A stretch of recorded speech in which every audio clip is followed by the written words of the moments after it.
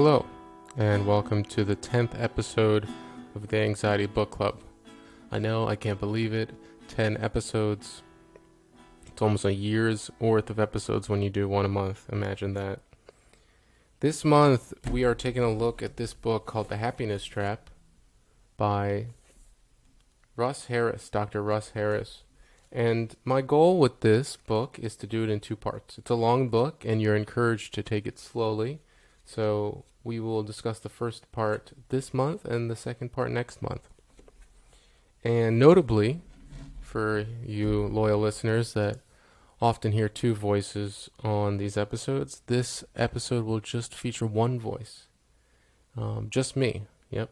Your loyal host, Josh Molina, because I couldn't get the attention of the author, Russ Harris. And so it'll just be me going it alone.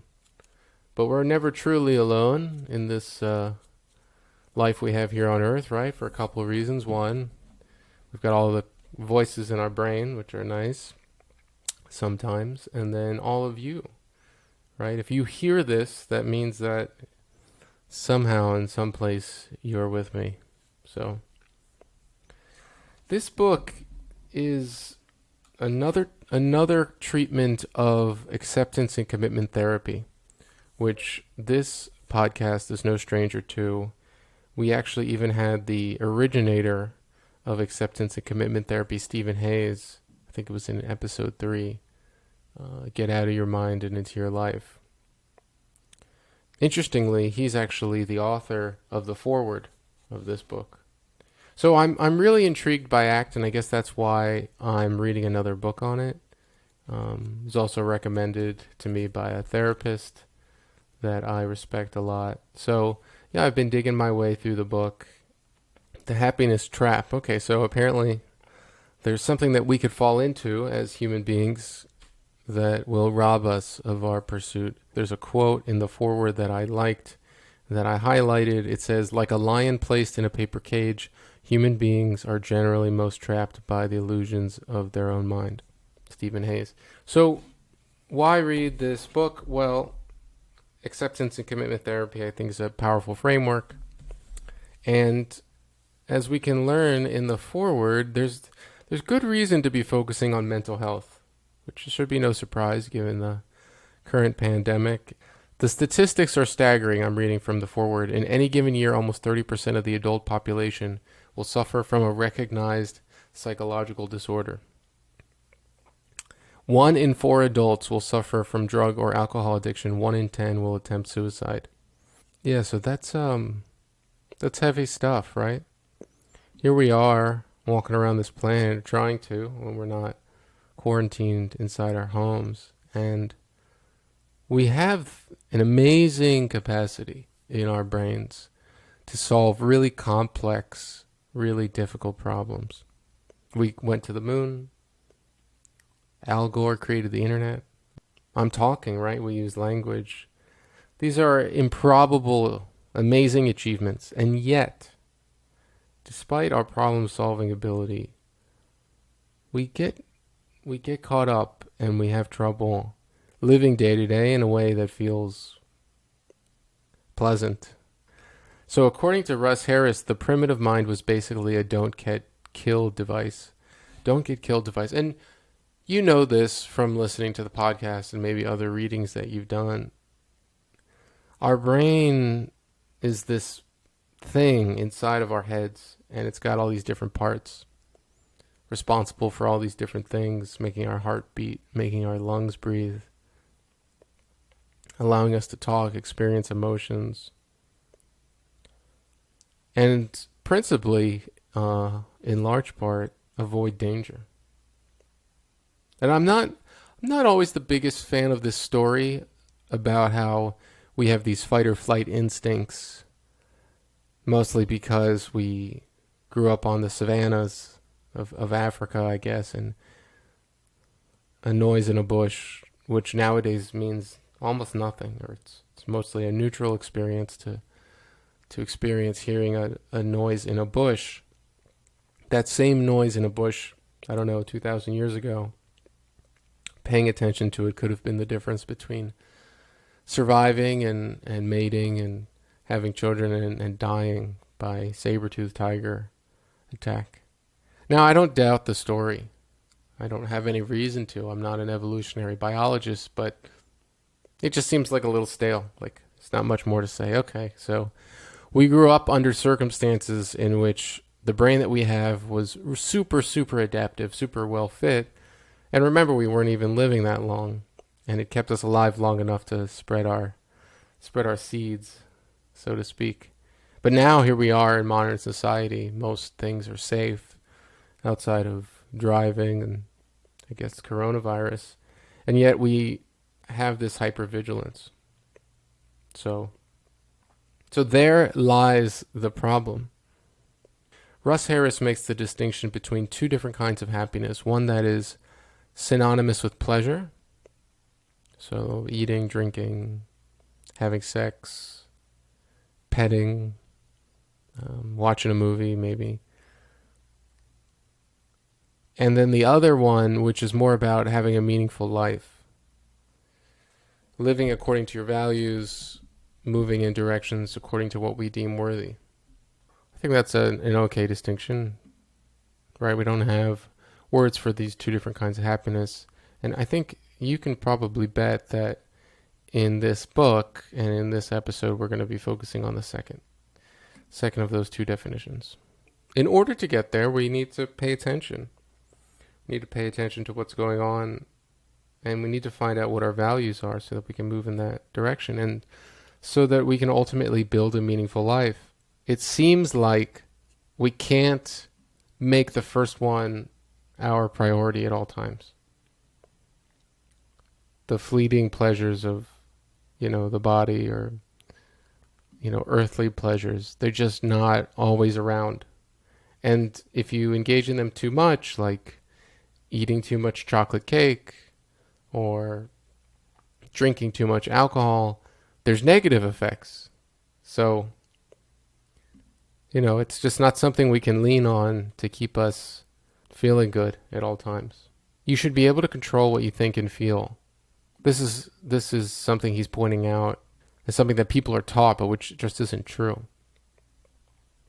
At least to some degree, right? Most of the thoughts that I have, I do not make. I just say that for myself. I think I make some.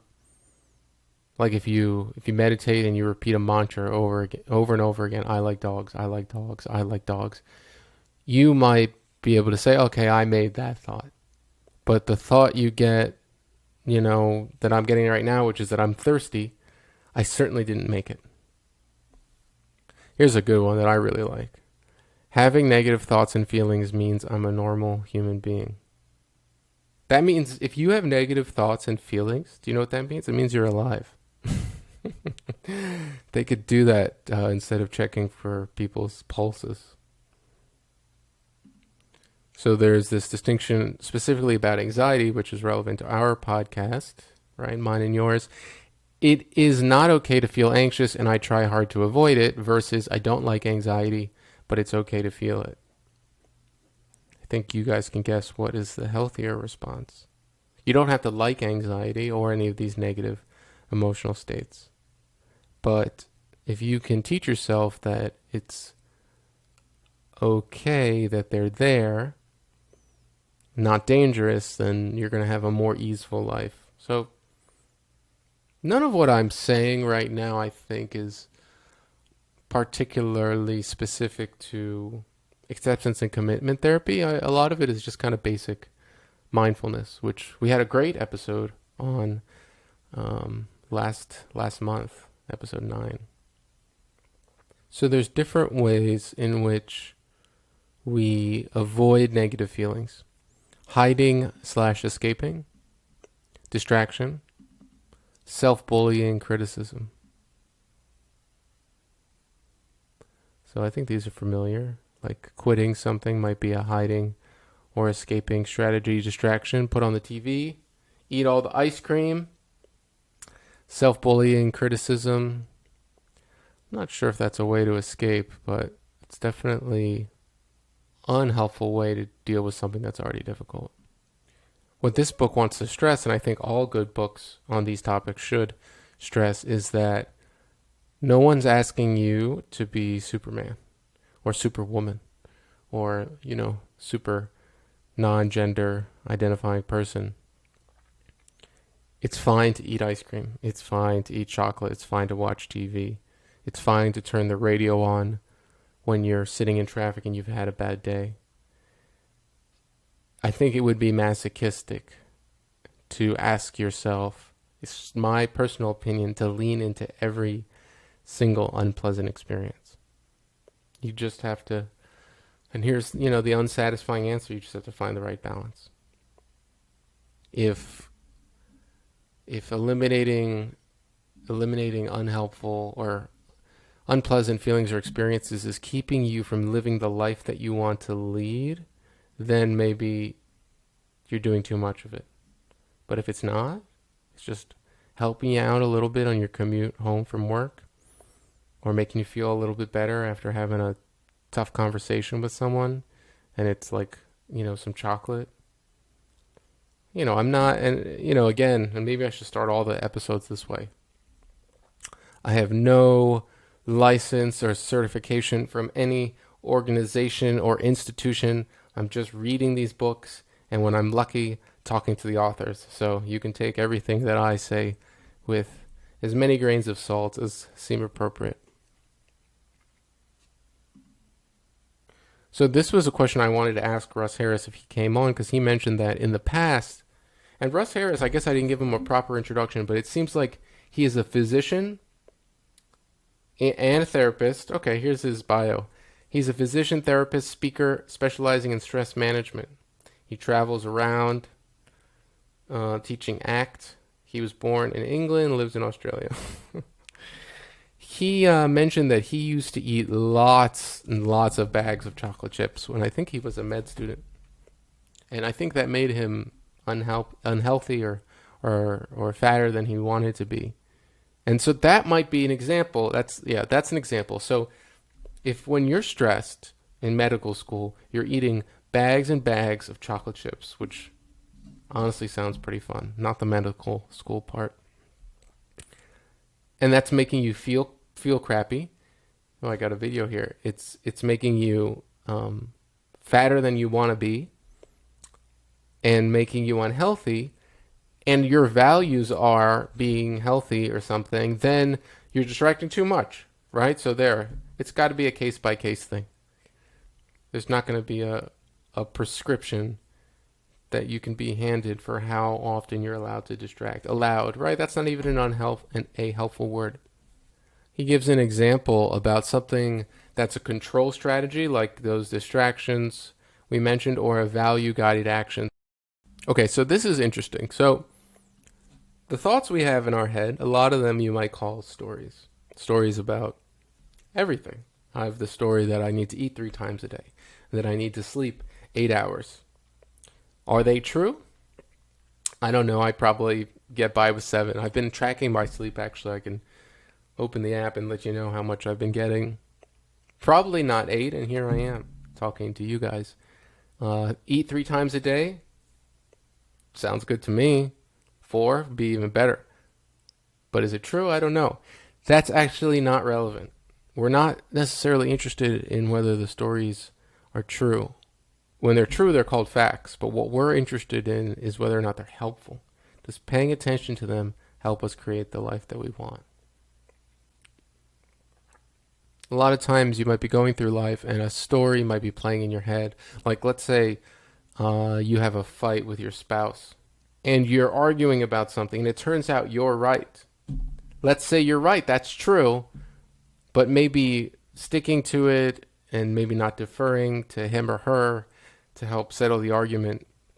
Maybe that story about how you're right just isn't helpful, right? If by helpful I mean getting you to maintain a relationship, which might be one of your values. It's important, and it's a wake-up call for me. Don't necessarily get hung up on whether the stories in your head are true or false.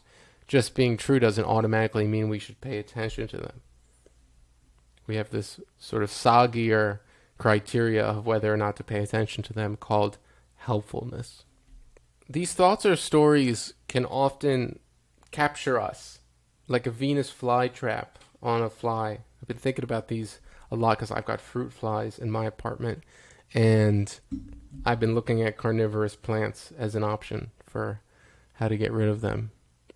These thoughts, they capture us like the tiger in the bush. If we don't see them coming, if we have no distance between us and the thoughts, then they just fuse in our brains and we become sort of like living, action-oriented instantiations of like these thought processes. And if those thoughts are not helpful, then we want to put a little distance between us and them. And that's really a lot of what mindfulness is about. But one technique that Russ Harris recommends, called diffusing your thoughts, is when you notice them, let's say you notice the thought, I am bad, or I am weak-willed. Just some examples of things that come out of my brain. Instead of, when you hear the thought that's repeating, I am bad and weak-willed, you might say, I am having the thought that I am bad and weak-willed. Right, and so instead of saying, I'm bad, you say, I'm having the thought that I am bad. And you ask yourself, does that feel any different? I am bad. I am having the thought that... Well, once you say I'm having the thought that I am bad, it no longer seems like true, necessarily. Now it's clear it's just a thought. Then we can take it a step further, and we say, I notice that I'm having the thought that I am bad and weak-willed. So now we've abstracted up one more layer. We notice that I, right, just walking along, minding my own business, a thought comes. I notice that I'm having the thought that I'm bad and weak-willed. So this is a way to create distance between you and your thoughts. And here I put in a comment, is this a shortcut to mindfulness? Do you not have to sit on your cushion for 5 days in silence? You know, can you just do this? I don't know. I think you still need the regular mindfulness practice in order to even notice the thoughts in the first place. But so far he hasn't recommended going on retreat, so I'll let you know. Maybe in the second part of this we'll get to that. Now here's the other big sort of bombshell that is probably familiar to you. And I'm not going to provide any citations here, but on page 43 of the hard copy, soft-bound hard copy, he says that research shows that about 80% of our thoughts have negative content. It's kind of a tough statistic there. You should lower the flags just for that. 80%. It's no wonder life is difficult. It's no longer we're often captured by these negative moods and emotional states. 80%. I'll give you a great example. This morning I went for a bike ride. I love riding my bike. It's just like a thing that, I don't know, I have a special relationship with. And I was riding along on this greenway west from my home in Fort Lauderdale, and the people who made the greenway, they didn't like finish it. So whenever it goes to a street, there's no like pass over or crosswalk. You have to like dismount your bike, dodge traffic, hop over a median, and then get back on your bike.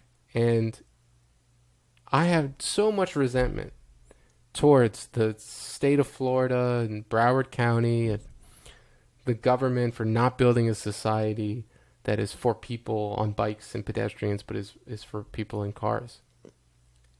And that was really distracting me from the fact that I was having what you might consider to be a pleasant experience, was riding my bicycle on a greenway that was by no means perfect, but provided me for, I think my ride to this morning was like 3 hours. 3 hours of riding on in a mostly card-free area.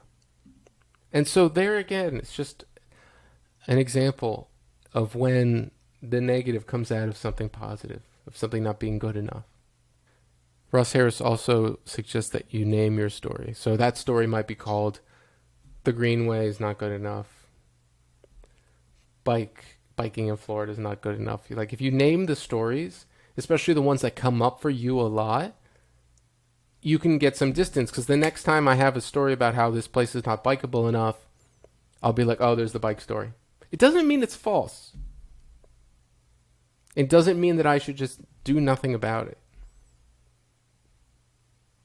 It just reminds me that it's a story, it's a thought. And sometimes it's helpful to act on it, and sometimes it's not. So maybe it gives you that option to decide whether or not to get carried away by labeling the stories. Because we're not trying to say that all the thoughts are false. We're just trying to give you a little bit of distance so that you have the option of whether or not they're worth, keeping them close or leaving them sort of at bay. On page 49, he says something that I would like just people to get tattooed on their foreheads. We don't choose most of the thoughts in our head, but they're there. They're just... So when these stories come up, like, I'm unworthy, I'm bad, I'm weak-willed, I'm too fat, what you can do is you can thank your mind.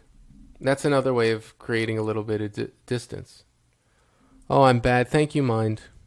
Oh, this greenway is not good enough. Thanks. Thanks for the thought, brain. Interesting. I'm going to get back to my bike ride now, Normally, I'm not that charitable to the brain. I'll say, like, F you, brain. Because, sometimes I just get tired of it. But, perhaps at some point on my path, I'll be able to say, like, cool story, brain. You're an amazing storyteller. So I mentioned this word before, fusion, which I think comes out of the ACT literature. And Russ Harris makes a distinction between when it's good to fuse and when it's not. One example of when it's not good is when you're believing an unhelpful thought, like I am bad. What are you going to do with that? Is that going to help you move you towards your value-driven life, towards a life of meaning? I am bad. Oh yeah, one of my values is believing I'm bad. No. But when fusion is good, getting lost in a great movie. Okay? When you're in that zone watching the movie, you probably have like a silly smile on your face, and you're just lost in the story. If you watch movies 13 hours a day, then it perhaps could become unhelpful, but in this case it's good, right? Because why not enjoy your life? This book isn't telling you not to. This is cool, and I'm paraphrasing this on page 85. Our mind, trying to make sure we don't get killed, sees potential danger everywhere: a long line at the bank, a moody spouse, a new job, an unflattering reflection in the mirror, you name it.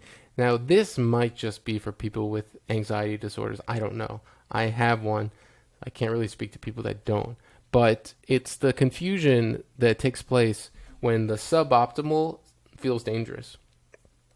A long line at the bank.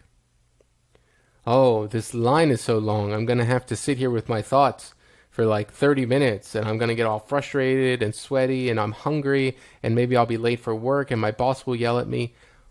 All those like what ifs, that whole chain of reasoning, that was probably appropriate when it was like, there's a long line at the river this morning. There might be a tiger that might come to eat me while I'm waiting for this line. I think I'll come back later when there's less people here. But here in modern life, it's not helpful because there's no danger there. A moody spouse, a new job, all these things are scary. But in fact, there's no danger there. Remember, having negative emotions doesn't mean there's something wrong with your life. I think it means there's something right with your life, namely that you have a life. He talks about urge surfing, right? The urge to yell at your partner or have a big bowl of cookies. They, like mood states and other feelings, we can surf them. And you know what? They dissipate. Now, I don't have much personal experience with that because when I have a hankering for a bowl of cookies, most times I act on it. But apparently, if you don't, at some point you will stop craving cookies. So I'll leave that to you, dear reader or listener, to find out if it's true or not. So here he has a mnemonic device that can help us. It's ACT. It's the ACT acronym. A, accept your thoughts and feelings. They're just thoughts. They're just feelings that can't hurt you. Connect with your values. We haven't really discussed values and how to get them. Maybe the second part of this book will have that. And T, take effective action. The ultimate aims of the practice, inspired and taught here in this book, The Happiness Trap, is to be aware of your feelings but not preoccupied, to accept them fully, allow them to come and go, to focus on them if and when they are helpful, to do so, not when they're true, just if they're helpful, and no matter what you're feeling, keep on doing what you value. I think that's maybe resilience. This is interesting. I like this quote. The thinking self is rather like a time machine. It continually pulls us into the future and the past. Right? This gets stressed a lot when you read these kinds of books. The past doesn't exist anymore. The future never gets here. All we have is now. The thinking self is constantly worrying about the future, regretting something from the past. So it's kind of like a time machine. I don't know if that's helpful, but I read I think in the Stephen Hayes book, there was a mindfulness exercise where you'd put your finger on your thigh, and as you're meditating, if you have a thought that brings you into the future, you move your finger to the right. It's like, oh, future thinking. And when you have a thought that is about the past, something you should have done better, or whatever, anything about the past, you move your finger to the left. And right, it's a time machine. So we're encouraged to live in the present. As trite as it sounds, it's really the only time that exists. So that's part one. I think we're going to end it there. Thank you.